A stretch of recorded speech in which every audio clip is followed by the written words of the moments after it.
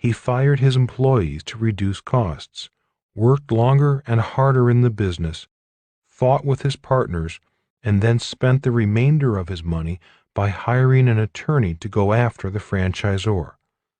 In other words, he used up his money blaming the franchisor for his problems. Out of money, the business finally closed. It was obvious that my real dad had taken bad luck and turned it into more bad luck. Instead of stopping, learning, and correcting, he could not admit that he might be making mistakes.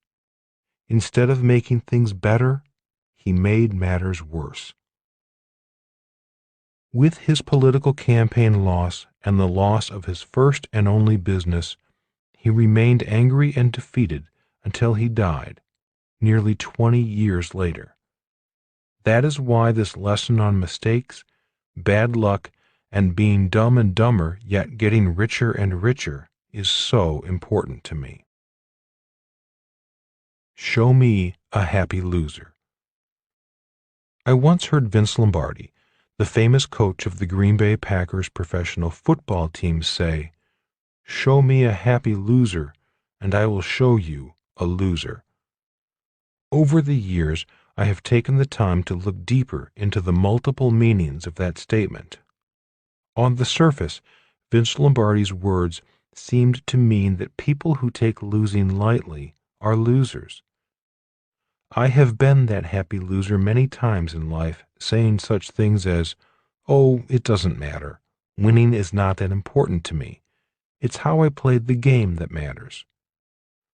On the surface, I may have appeared nonchalant or happy about losing, but truthfully, deep down inside, I hated losing. In other words, when I pretended to be okay about losing, I was lying to myself. The more I thought about Lombardi's quotation, the more meanings came to the surface.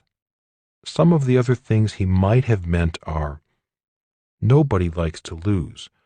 Losing is not something we look forward to. Losing should inspire winning. Some people avoid losing at all costs because it is so painful. In my opinion, it is the third meaning that caused my poor dad's business failure. For years, he operated in a world where losing, making mistakes, and failing were to be avoided at all costs. As an employee, he was used to and wanted his steady paychecks and guaranteed benefits. To many workers like my dad, security is far more important than opportunity. That is why so many employees, as a personal philosophy, will avoid making mistakes at all costs. One of the reasons my dad failed was simply because he had avoided making mistakes for too long. High-speed learning. In March 2005, my wife Kim and I signed up to take Bob Bondurant's 4-day Formula One racing school, located in Phoenix, Arizona. Don't ask us why we signed up for it. We just did simply because it sounded fun and exciting. We are not professional race car drivers and have no intention of becoming professional race car drivers. All my life, I loved movies about Grand Prix races and Formula car racing. I envied Paul Newman and his hobby of auto racing.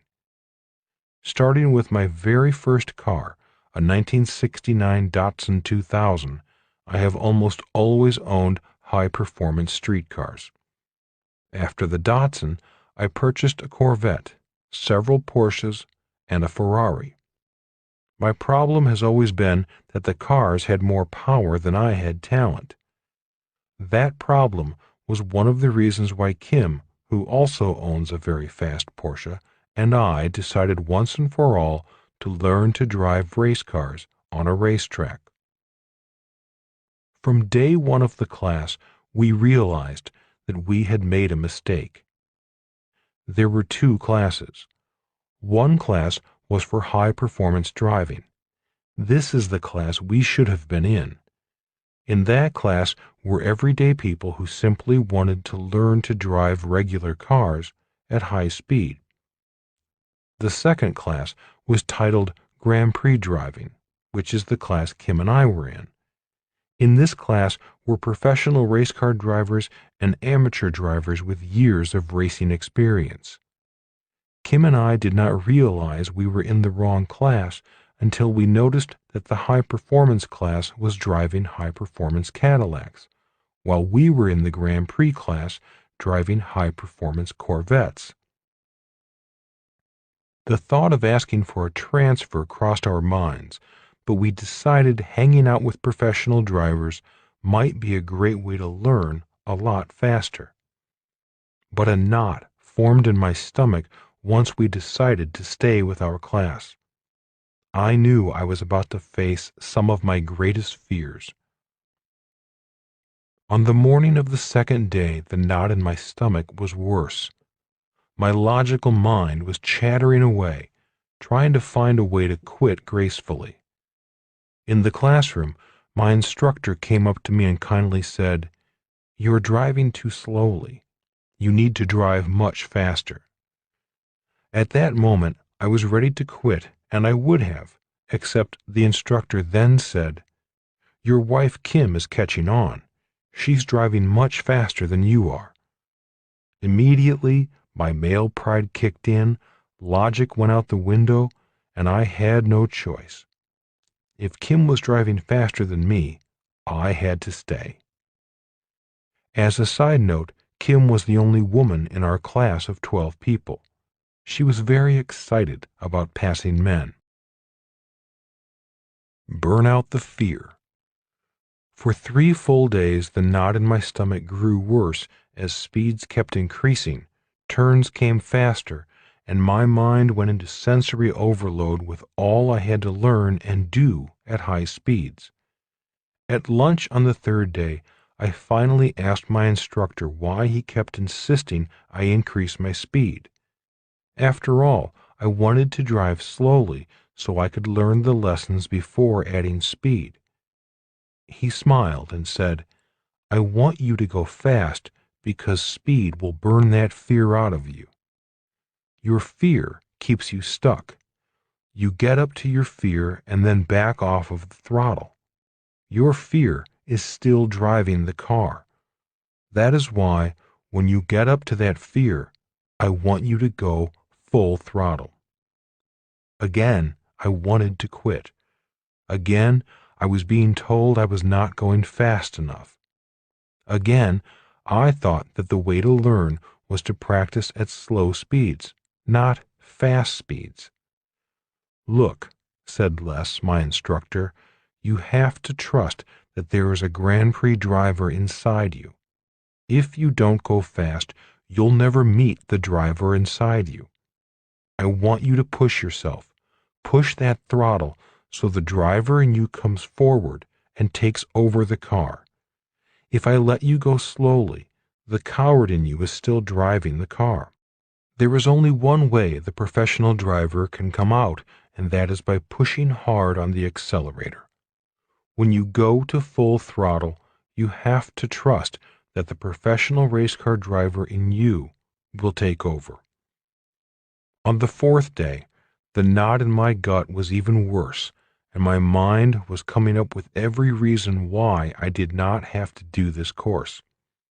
The fourth day is when the class stops driving the Corvette and gets into Formula One open-wheeled racers. On this day, we had red jumpsuits and helmets on. Being overweight, I had trouble sliding down into the car. It felt like I was sliding into a coffin.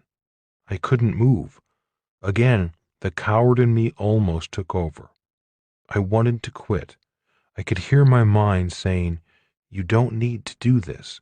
You don't have anything to prove. You'll never be a race car driver. Why are you doing this? This is nuts." In less than an hour, I was happier than I have been in years. I was at home in the car. Suddenly, all 3 days of lessons, fears, and frustrations clicked, and I was driving the car at full throttle. Instead of fear, it was exhilaration. The driver in me had pushed the coward aside and taken over the car. As we left the class late that afternoon high as kites, one of the students who was in the high-performance sedan driving course instead of the Formula One racing class we were in came over to us and said, "I loved the class I was in, but I really wish I was in your class." I replied, "That's funny, because up until today, I was wishing I was in your class." Two different worlds. The reason I mentioned the driving school is not to brag about my new driving skills. I mention it because the school is about a process very similar to an employee becoming an entrepreneur, a process of going from one world to another. One of the first lessons I learned is that what I need to do on the streets and highways is opposite to what I have to do on the racetrack. For example, on the highway, if you see a wreck directly in front of you, most people step on their brakes. In the driving school, we were taught to step on the throttle. In the real world, when a car begins to skid, most people step on their brakes. In driving school, we have to know when to step on the brake and when to step on the throttle. In other words, with different skids, there are different responses. Trust me, stepping on the brake is easy. Stepping on the throttle in a skid is hard. It goes against everything I know. In order to do it, I definitely needed to increase my mental and physical capacity. In the normal world of driving, most people are asked to drive at or below the speed limit. In driving school, we were taught to step on the throttle and go beyond our personal limits to speed. Speed and fear definitely increased my capacity. A great curriculum. My 4 days at the Bob Bondurant High Performance Racing School were 4 days of the steepest learning curve I have ever gone through in my life. The learning curves at the racing school were even steeper than the learning curves I went through at the Navy Flight School. Obviously, Bob Bondurant is not only a great Formula One driver, he is also a wonderful teacher. As a fellow teacher, even though terrified most of the time, I did spend a lot of time evaluating his teaching methodology. I was impressed with the curriculum in the classroom and on the track. For 4 days, he and his instructors kept us going through our fears as well as our mental and physical limitations with a high degree of safety. Once on the track, I did not have much concern for my physical well-being. The primary concern I had was my wife Kim passing me at higher speeds, which she did on several occasions. Physically, I was fine, but my ego was severely bruised each time her car flew past mine. The entrepreneurial process. The process of going from street driver to racetrack driver required that I unlearn many things. In other words, the right things to do on the street will get you killed on the racetrack. Also, the smart thing to do on the street, such as slow down, is often the stupid thing to do on the racetrack. The same is true with going from employee to entrepreneur. They are two different worlds, and what is right in one world is wrong in the other. The reason I tell the story of my poor dad's transition from the world of government to the world of entrepreneurship is to illustrate this point, that what he did right in the world of government was wrong in the world of entrepreneurship. Since a new entrepreneur is creating something out of nothing, it is obvious that mistakes will be made. In order to succeed, a new entrepreneur needs to be committed to going through these steps as quickly as possible. 1. Start the business. 2. Fail and learn. 3. Find a mentor. 4. Fail and learn. 5. Take some classes. 6. Keep failing and learning. 7. Stop when successful. 8. Celebrate. 9. Count your money, the wins and the losses. 10. Repeat the process. The dreaded disease. In my estimation, 90% of wannabe entrepreneurs do not get to step 1. They may have a plan. They may have created the perfect business in their head or on paper, but that dreaded disease, known as analysis paralysis, infects them. Instead of going forward, I have seen many wannabe entrepreneurs design and redesign their plan. Or they find some excuse why the time or the plan is not right. Instead of taking action and failing, they work hard at trying not to fail. They enter the world of analysis paralysis. It is impossible to become an entrepreneur without starting a business. It would be like trying to learn how to ride a bicycle without a bicycle, or wanting to learn to be a race car driver without a race car and a track.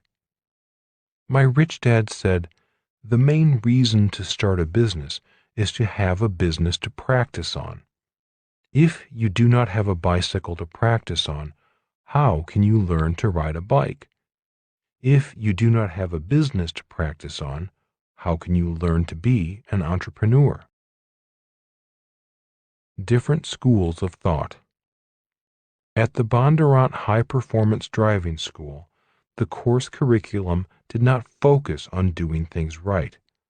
The course focused on making driving mistakes at higher and higher speeds. As our ability to make mistakes and to correct them at high speeds increased, our confidence went up. On the 4th day of the course, I could make a horrible mistake at high speed, lose control of the car in a turn, regain control, get the car back on the track, get back to full throttle, and continue the race. If I had attempted that on the first day, I would probably be in the hospital. Once again, I mentioned this driving school because it reflects a contrast in different schools of thought. My poor dad came from the school of thought that focused on the avoidance of mistakes. That is why he was a good employee. My rich dad came from the school of thought that encouraged making mistakes. That is why he was a good entrepreneur. Dumb and Dumber. This chapter is entitled Dumb and Dumber, Get Rich and Richer, as a tribute to Jim Carrey. For those of you who have ever watched a Jim Carrey movie, you may have noticed that the dumber he is on screen, the richer he becomes. The same is true with entrepreneurship. If you are a person who needs to always look good, sound smart, never make mistakes, and have all the right answers, then being an employee or a self-employed person might be a better path for you. When I first started out, I looked like the biggest clown in town. My businesses would go up and come crashing down. Soon, my reputation as an entrepreneur in the business community of Honolulu was laughable. If not for my rich dad guiding me and encouraging me to learn from my mistakes and go out and make more, I might have quit my process.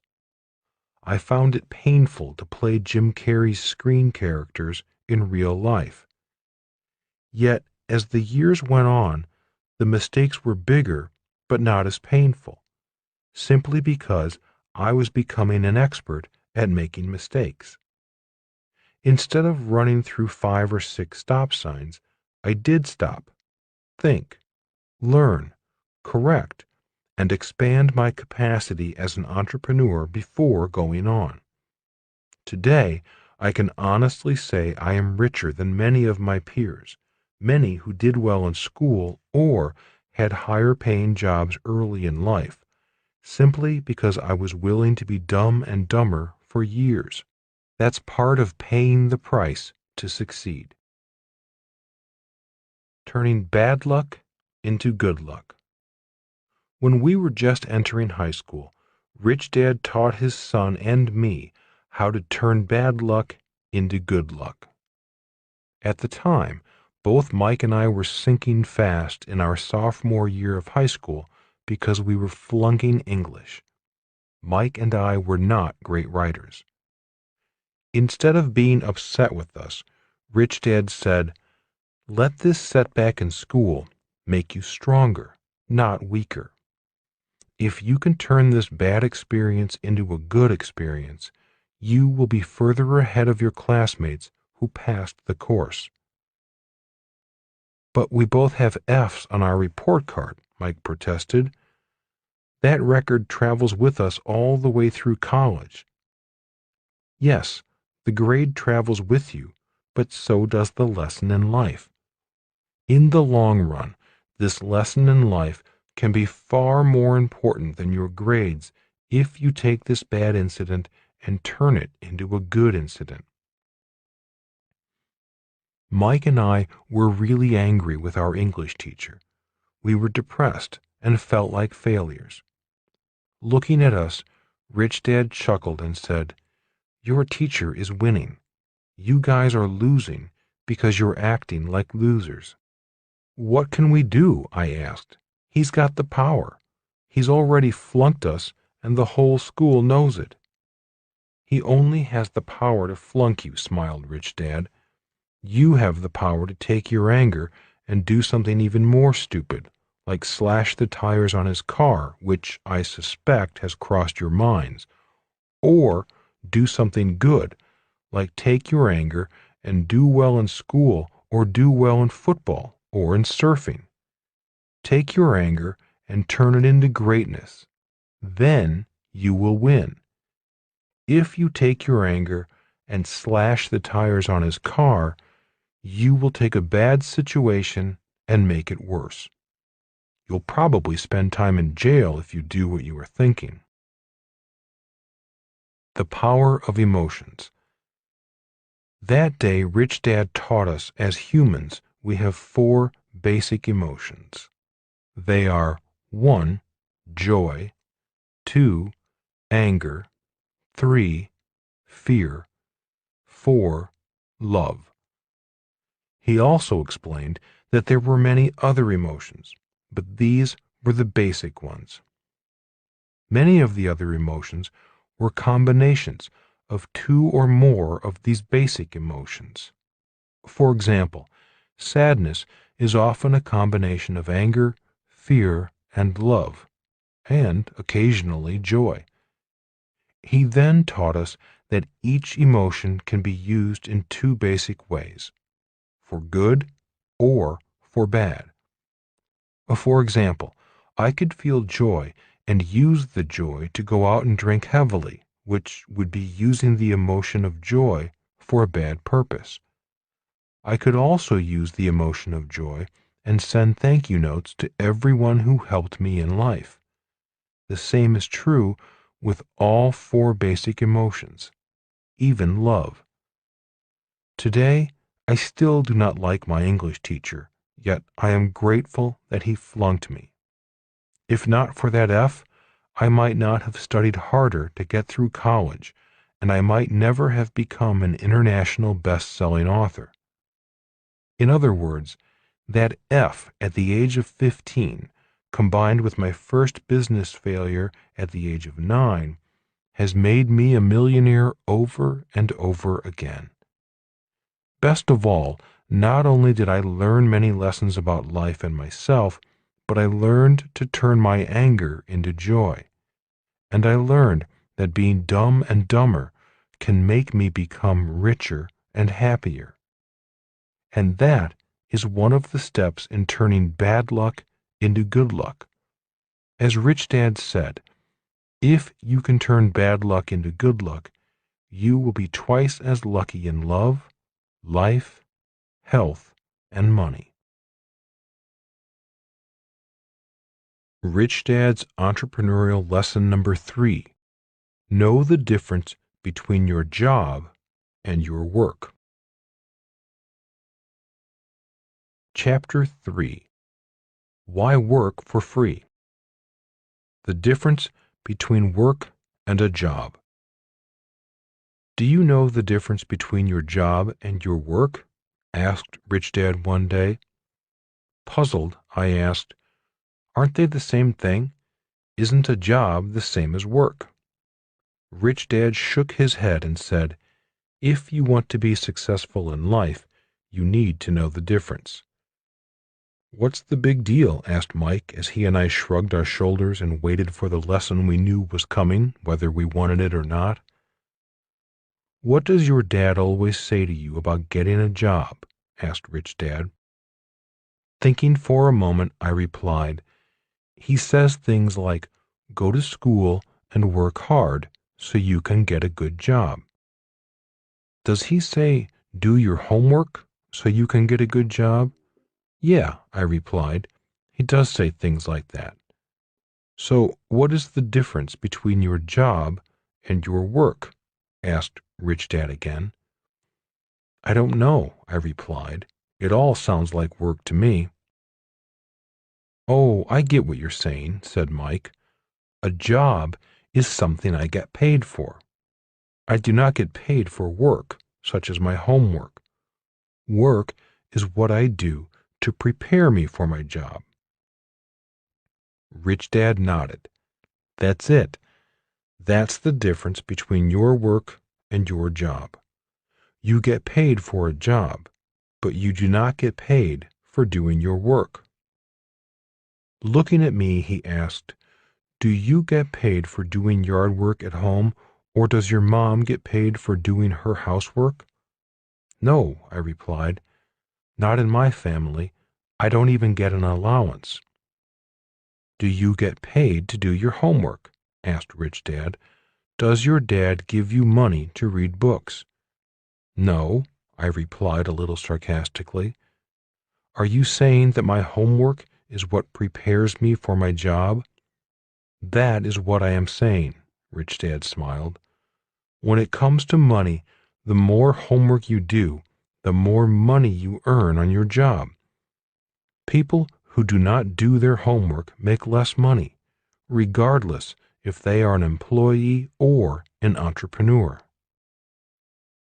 Thinking for a long while, I finally asked, so is it true that if I do not do my homework at school, I won't get a high-paying job? Yes, I would say that is true, said Rich Dad. At least, if you don't do your homework, you will not become a medical doctor, accountant, or lawyer. If you are an employee, it's tough to get promoted and earn more money if you don't have a trained skill or a college degree. And if we want to be entrepreneurs, we need to do a different type of homework? I asked. Rich Dad nodded and said, many entrepreneurs quit their job without doing their homework. That is why so many small businesses fail or struggle financially. So you're having us do our homework to become entrepreneurs. Exactly, Rich Dad said, and that is why I am not paying you. Working for me for free is doing your homework. Many employees do not understand working for free. They expect to get paid for anything they do. That is why they fail. They continue to think like employees. They want that steady paycheck. Lots of work, but no jobs.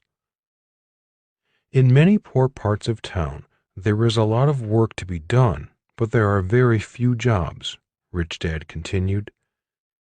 Thinking for a moment, I finally repeated what he said. There is a lot of work, but no jobs? To me, it was puzzling, and I needed to think more about what he said. Why is that? Asked his son Mike. Well, one reason is that we are trained in school to look for jobs. If there are no jobs, people are out of work, even if there is a lot of work to do. When a factory closes or moves overseas, it usually leaves behind a lot of unemployed employees. Rich Dad continued to explain. Employees see no jobs, so they do nothing. On the other hand, an entrepreneur sees a lot of opportunity. The entrepreneur knows that the jobs will come if the work is done. So they need to be retrained. They need to do their homework, I added. That's the work that needs to be done. That is some of the work, said Rich Dad. Look, the point I am making is that too many people confuse work with their job. Too many people expect to get their job training for free. Even if a person has a job, too many employees expect their employers to provide them with training and pay them at the same time. They want the company to pay for their education? I asked. Being a teenager and not having worked in a big company, the idea of expecting to be paid for training was strange to me. Many people also expect the government to provide them with job training for free, added Rich Dad. And that is why you say they are poor people, said Mike. It's more than financial. It is a poor attitude toward the value of education, training, and preparing oneself to have a skill people will pay for. Rich Dad agreed. I've seen employees attending training classes while keeping one eye on their watch. At quitting time, they jump up and leave the class, even if the instructor has not finished the lesson. Or I've seen employees who are outside, smoking and gossiping, or drinking in the bar and watching sports on TV, or flirting with other workers rather than attending the class the employer is paying them to attend. That is why so many people do not get ahead in life financially. Too many won't learn anything, even if it is free or if they are paid to learn it. And that applies to both employees and entrepreneurs. Since I came from a family of government educators who believed in free education, I asked, would you explain a little further the relationship between work and jobs? Doctors worked for free. Sure, said Rich Dad. Medical doctors spend a lot of money and a lot of time learning to be doctors before they get paid as a medical doctor. That is one reason why they earn more money than most people. Doctors do their homework before they get paid, Mike added. Professional athletes work for free. They certainly did, said Rich Dad, but also look at great athletes who earn a lot of money. I do not know of a single great athlete who got paid for practicing their sport. Most professional athletes started young and practiced longer and harder than the average athlete. Most professional athletes practiced for years and put in many hours long before they got paid.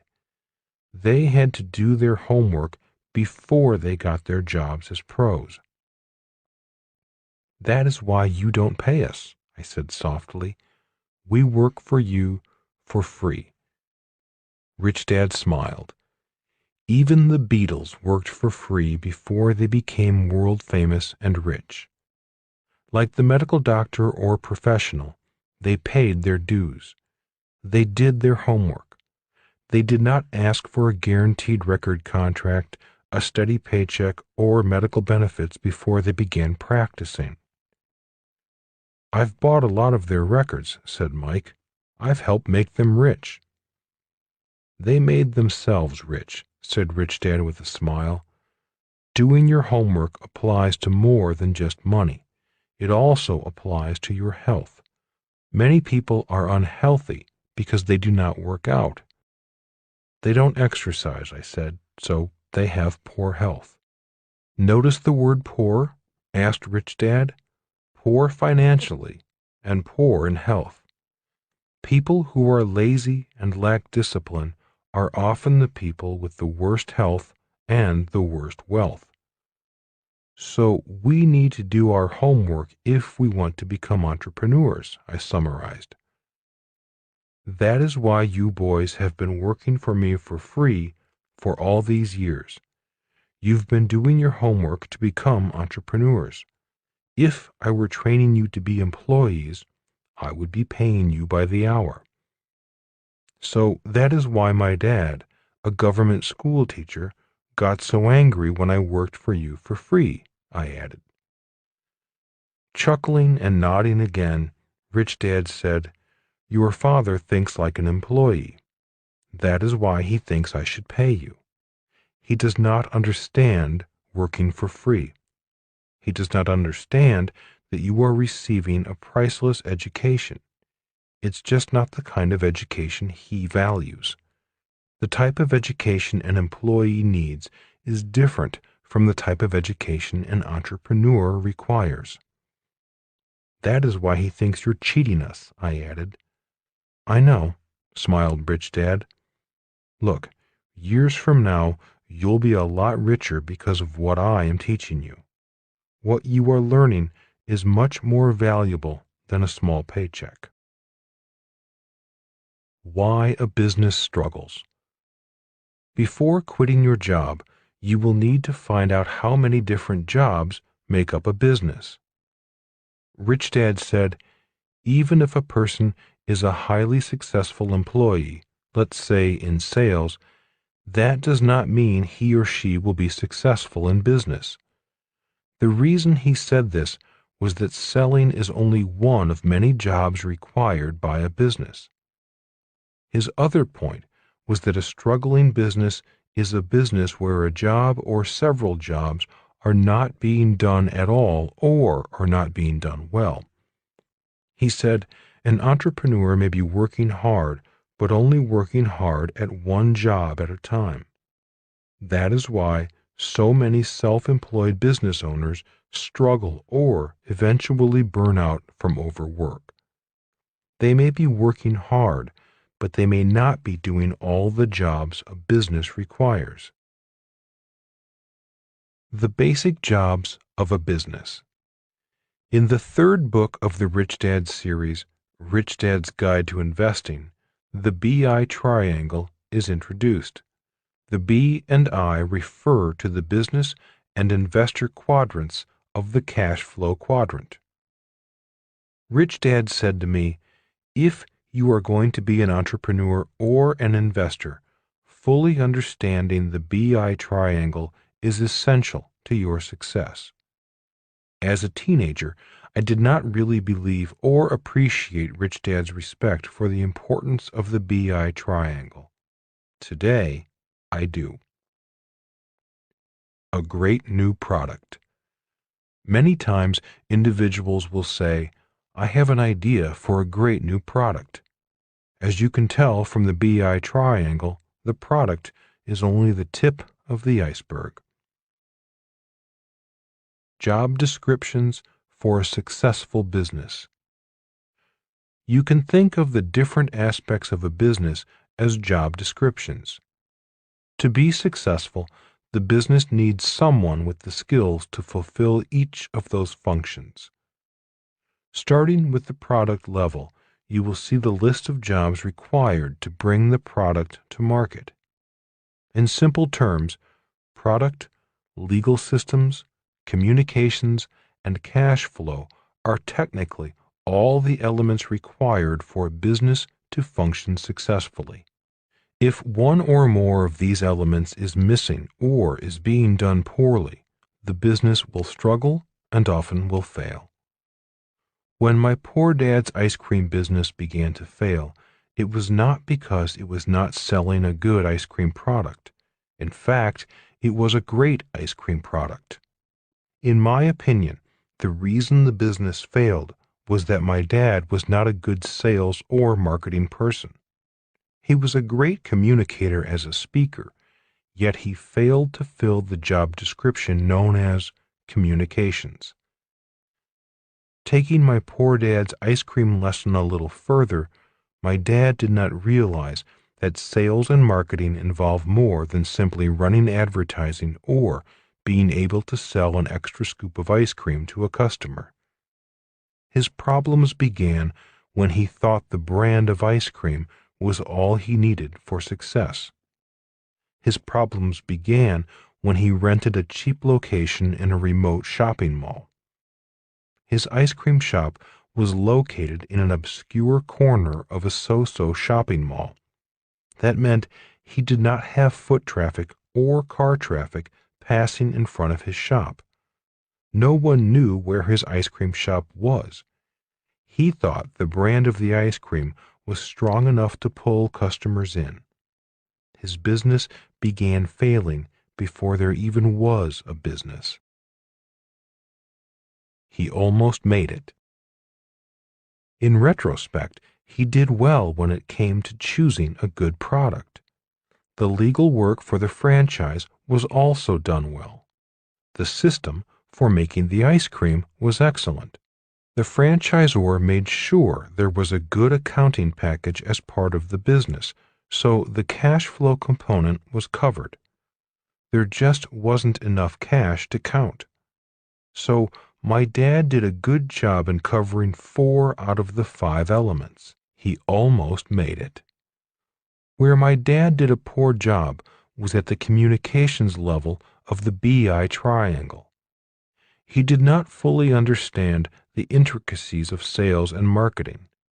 When sales did not happen, the whole business began to fail. Instead of cutting his losses and purchasing a better location immediately, my dad did what many people do when sales decline and cash becomes tight. He cut back on staff. He cut back on advertising. He went cheaper instead of spending more money. When he did spend money, he spent it on legal bills, blaming the franchisor for his problem. Few things are a bigger waste of money than a lawsuit. Yet, that is what happens when people blame rather than learn. Instead of looking at his own actions and taking personal responsibility for the mistake, my dad insisted he was right. Eventually, he went broke. There is a poem that describes people who are willing to die being right. It goes, "Here lies the body of Justin Gray. He died defending his right of way. He is right, his case is strong, but he's as dead as if he were wrong." Every time I see people taking their sweet time in a crosswalk, expecting all cars to stop as they cross a busy street, I think of this poem. When I meet people who need to be right, who habitually blame other people when things go wrong, who would rather argue than listen, who know all the answers, or who think they are the center of the universe, I think of this poem. I also repeat this poem to myself whenever I become Justin Gray. The Triangle of Financial Success. The BI triangle applies to more than just the B and I quadrants. For example, if an employee is a receptionist for a business, a well-answered phone is the product of the job. In my opinion, the receptionist has one of the most important jobs in the company. If the receptionist does their job well, the company actually runs smoother. If the receptionist delivers a bad product, for example, by being rude over the phone, then their value to the company goes down. The receptionist should be counseled, retrained, or terminated. I am sure we have all experienced a rude receptionist at one time or another. The receptionist also has legal rights. If the company violates those rights, the receptionist can take action. The receptionist is an essential part of the entire business system. At home, the receptionist may be the leader of a system known as a home and a family. If life at home is happy, then chances are that the receptionist does a better job at work. If the systems at home are breaking down, such as no heat, no water, leaky roof, or problem family members, the failing systems at home may affect the systems at work. Since the receptionist is an integral link in the communication of a business, if he or she has poor communication skills, once again, the entire business system suffers. Retraining or removal is essential. If the receptionist has loving communications at home, this reflects in the receptionist's life. If communications at home are abusive, it can greatly affect the job performance of the receptionist. Managing cash flow at home is very important. If the receptionist spends too much money, this not only affects life at home, but may also affect the receptionist's attitude at work. The number one reason for arguments in a marriage is money. Sadly, many divorces are caused by problems in the cash flow of the family. An entrepreneur's homework. Before quitting their jobs, entrepreneurs should do their homework. That means making sure that the BI Triangle's 5 components for their new business are covered. 1. Product. 2. Legal. 3. Systems. 4. Communications. 5. Cash flow. If the entrepreneur is weak in covering just one of the 5 elements, the business may fail, struggle financially, or fail to grow. That is why the lesson in the first chapter is, a successful business is created before there is a business. A simple checklist. A business is far more complex than this overly simplified list of 5 jobs. Nonetheless, this simple list has served me well over the years. I often use these 5 jobs as a checklist. Whenever a business begins to struggle, this list of 5 jobs can help analyze and identify where the problem or problems may lie. I have an idea for a new product. Whenever someone says, I have an idea for a new product, this simple checklist can be used to bring some reality to what may be required to bring the product to market. In most instances, the wannabe entrepreneurs give up on their idea because they are not willing to do their homework. They soon realize why a new product is just the tip of the iceberg, or in this case, the tip of the BI triangle. Why they give up. One reason why so many wannabe entrepreneurs give up is that they start to realize they are only trained for one out of the 5 levels. For example, a creative artist may only be formally trained at product design. An attorney may only be formally trained for the legal level of a business. An engineer may be formally trained for products or systems, but not the other levels. A person with a sales and marketing degree may only be trained for the communications level. And an accountant may only be prepared for the cash flow level. When wannabe entrepreneurs look at the 5 levels, they often realize they have more homework to do before their hot new product makes them rich. Self-employed professionals. Highly educated professional people often have a higher rate of success because their education often prepares them for more than one element. For example, consider an attorney's business in terms of the BI triangle. Product. The attorney is the product. You hire attorneys for the services they have been trained to perform. Legal. Attorneys are licensed, which protects them from non-licensed competitors. Generally, Agreements are in place defining the rights and duties of the members of the law firm and their relative compensations.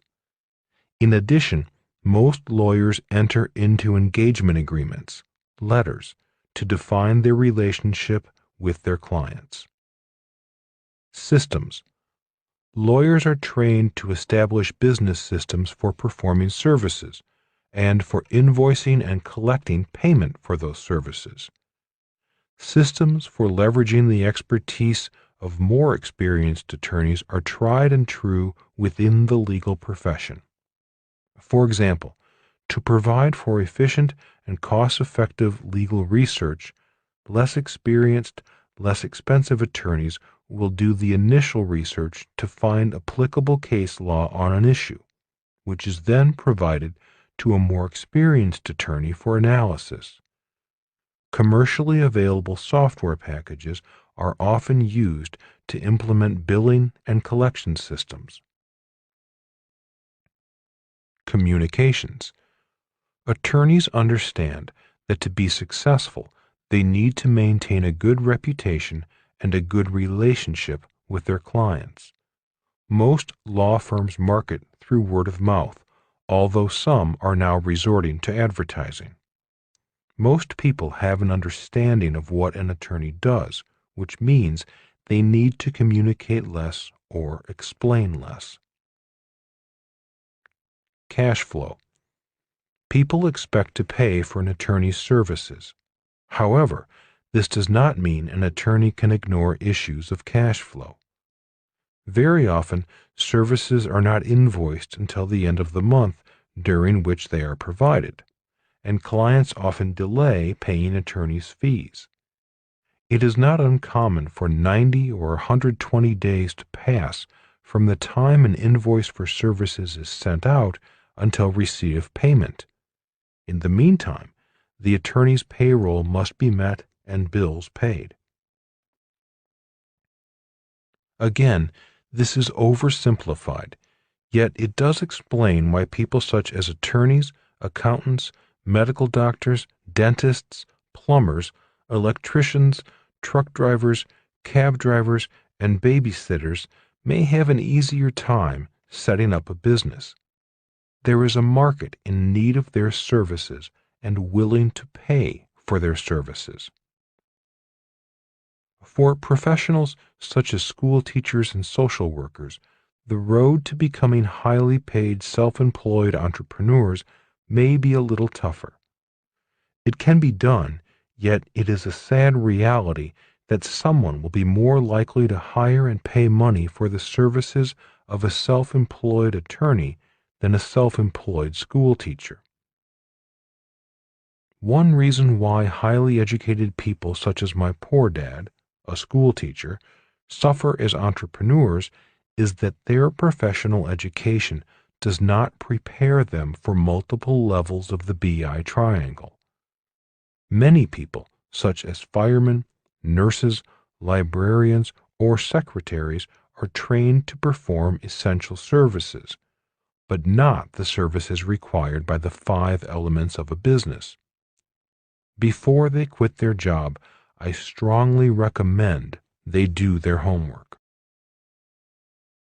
You do not have to be first. Many people think Thomas Edison was the first person to invent the electric light bulb, which helped him found General Electric.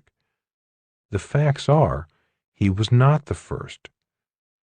Records show that he was actually 23rd on the list of people who invented working light bulbs. So why does history recognize Edison as the inventor, and why did his company become one of the biggest in the world? The answer is found in his life, in the BI triangle, and in the 5 components of a business. Edison was born in 1847.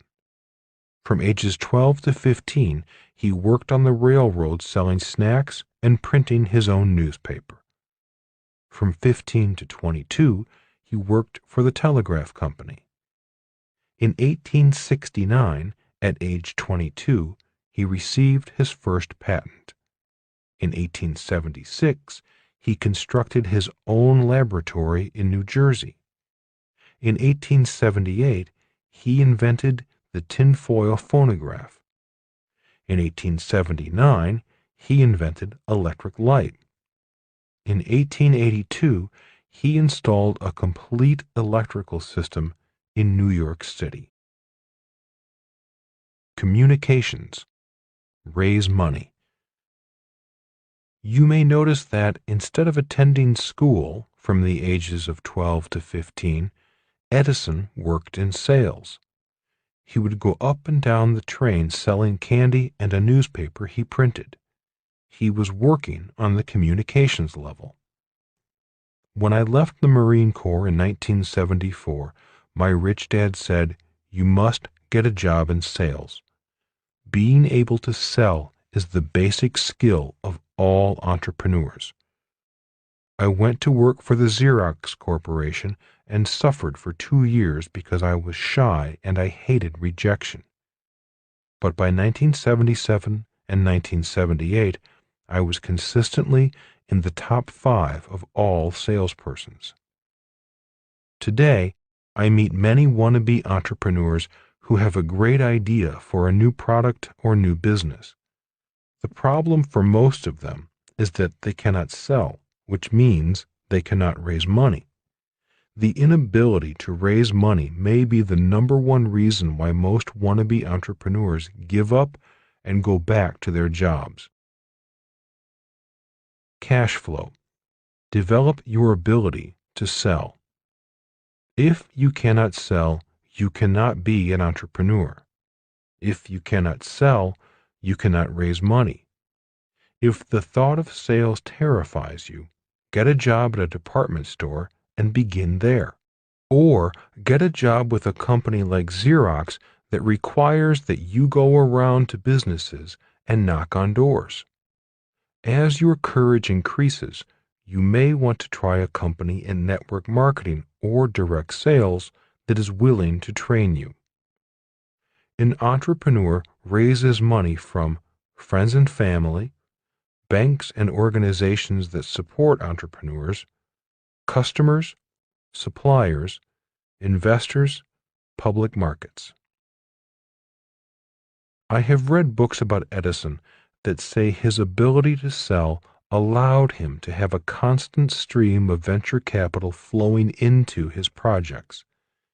They say he was ahead of his time in understanding and integrating the concepts of self-promotion. His ability to self-promote is one of the reasons he was credited for being the first to invent the electric light bulb, when, in reality, he was number 23. Cash flow. Develop your ability to sell. Typically, the person who raises the money or puts up the money to start the business owns the lion's share of the business. So learn how to sell and keep learning. For me, learning to sell was much like learning to drive race cars. It was my own fear that I had to overcome. I am saddened by the fear in the eyes of people who want to be entrepreneurs but are afraid of selling. Legal. Protect your asset. In 1869, Thomas Edison received his first patent at the age of 22. He was doing his job by legally protecting his asset. Later in this book, I will go into why this step is so important for any entrepreneur. Systems. Control the network. By working for the telegraph company, Thomas Edison learned to understand the power of a system. That is why, when inventing his electric light bulb, he was also designing the electrical system that would power his light bulbs. If he had not worked for the telegraph company, he might not have known the importance of this system. Another word for system is network. That is why the richest people on earth control networks such as television networks, radio networks, gasoline networks, network marketing networks, and distribution networks. A big difference between a small business owner and a big business owner is the comprehension of the importance of a system or a network. Our success at the Rich Dad Company is largely due to network systems. For example, our publisher distributes our books through their network system of booksellers, and our radio shows travel through the airwaves of radio networks. Do your homework. As you can tell, this overly simplifies the importance of making sure that all 5 components of the BI triangle are functioning well. Once again, if one or more of the 5 components is not being done, the business suffers. If an entrepreneur designs a business and forgets one of the 5 elements, the business suffers or even fails. The business succeeds or fails before there is a business. That is why it is important to do your homework, even if it means working for free. As this book goes on, we will further develop the BI triangle. Before you quit your job, it is important to look deeper into each component of the BI triangle. This does not mean you have to be an expert at each level. This does mean that, as an entrepreneur, you do not have just one level. You have 5 levels. So, before quitting your job, spend a little time learning more about each level. Rich Dad's Entrepreneurial Lesson Number 4: Success Reveals Your Failures. Chapter 4: Street Smarts versus School Smarts. Good grades in the real world. If I do well in school, will I do well in the real world? I asked my rich dad. That depends upon what you define as the real world. The BI triangle became more meaningful to me after my poor dad shut down his ice cream franchise.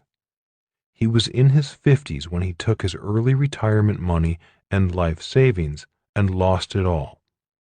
Instead of rebounding, which many entrepreneurs do after the loss of a business, my dad seemed to go downhill. Rather than start a new business, he took a job as the head of the teachers' union and went after his ex-boss, the governor of Hawaii, demanding better wages and benefits for teachers. Rather than learning from his mistakes and becoming a better entrepreneur, he once again became an employee and an advocate for employee rights. One reason why he did not rebound was because he was out of money. Instead of learning to raise capital for his next business venture, he just took a job. He went back to the world of employees where he felt more comfortable. In effect, he went back to doing what he knew, working for and saving money, rather than learning something new, such as how to raise money. My education continues. Realizing that it was the lack of skill in the communications level that brought my dad down, I applied for a job in sales at IBM and the Xerox Corporation. It was not the paycheck, but the sales training that I was applying for. Rich Dad had told me that if I wanted to be an entrepreneur, I had best do my homework at the communications level of the BI triangle. After 2 interviews, it was obvious that IBM was not the company for me, and I am certain they knew that I was not the employee for them. After 5 interviews at Xerox, however, I was on the short list of 10 candidates applying for 4 positions. The final interview was with the Honolulu branch manager. On that day, 6 of the 10 finalists sat outside his office. The other 4 candidates had already been interviewed. At the time of the interview, I was still in the Marine Corps and was dressed in my Marine Corps uniform. Sitting outside the branch manager's office, I nervously surveyed my competition. All of them were younger than I was, fresh out of college, very attractive men and women, and dressed like corporate executives. The Vietnam War was still on, and very unpopular in some circles, which meant men in uniform were unpopular in those circles as well. Being off the military base and in downtown Honolulu among civilians was not fun. I had never been spit on, but I was spit at several times. Sitting next to these young people in business attire, I felt really out of place in my Marine Corps uniform, which consisted of a short-sleeved khaki shirt, green slacks, short haircut, and military decorations. Finally, the secretary notified me that the big boss was ready to talk to me. I entered his office and took a seat in front of him. Reaching across the desk to shake my hand, he wasted no time in saying what he had to say. "I've reviewed your file. You come highly recommended by the rest of my staff who interviewed you. They believe you could be a valuable asset to our sales team." With that, I took a deep but quiet breath and waited for the good or the bad news. Although he was saying nice things, I noticed that he had trouble looking at me. His eyes were constantly buried in my file folder. Finally, he looked up and said, "I hate to tell you this, but I am